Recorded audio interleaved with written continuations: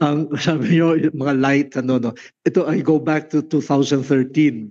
Siya yung, as we experience na yung first, yung afternoon, yung simula ng conclave, isang vote lang ang nagagawa doon kasi nga mahaba na yung oath taking and then nung nakita ko yun, ganito palang kahaba. Noon kaunti pa kami, 119 lang kami.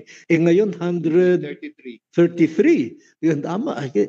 Pero noon, natagalan na ako, no? Sabi ko, bukas, 2 votes in the morning, 2 votes in the afternoon. Who knows, baka ganong katagal, mga ganon. Nagdala ako ng candy. Para kung kumukulo ang tiyan mo, edi may candy. Hindi pagka ano ko ng balot ko, pag upo ko, kain ako na isang candy. Yung cardinal na katabi ko, inano ako, sin'i ko. In Italian, sabi niya, kaya portato nila Sistina. No? Ano raw ang dinala ko sa Sistine Chapel. Sabi ko, candy, caramel. Sabi, ma questo ragazzo, this little boy, bringing candies in the Sistine Chapel. Haba-haba ng ano, minsan nagugutom ako. Ganyan. Tapos sabi niya, meron ka pa bang isa? Bigyan mo nga ako. Bigyan mo nga ako. Ay ko, kunwari ka pa.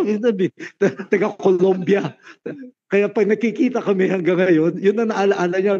Questo ragazzo, this small boy na may candy.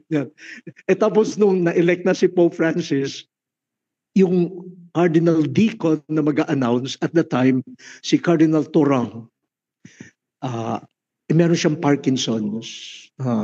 Tapos yung speech niya medyo affected. Nung papalabas na kami, ano siya, tapos sabi niya sa akin, kumapit sa akin, sabi niya, natakot ako, baka hindi marinig ng mga tao ang boses ko, baka hindi malinaw, mga ganyan. Kalmado ka lang, Eminence, kalmado ka lang.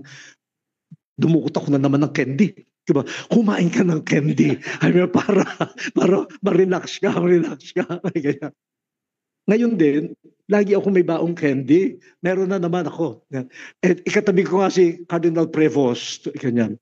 Nung humihinga-hinga na siya ng ko, gusto mo ng candy? Gusto mo ng candy? Sige, bigyan mo ako ng isa.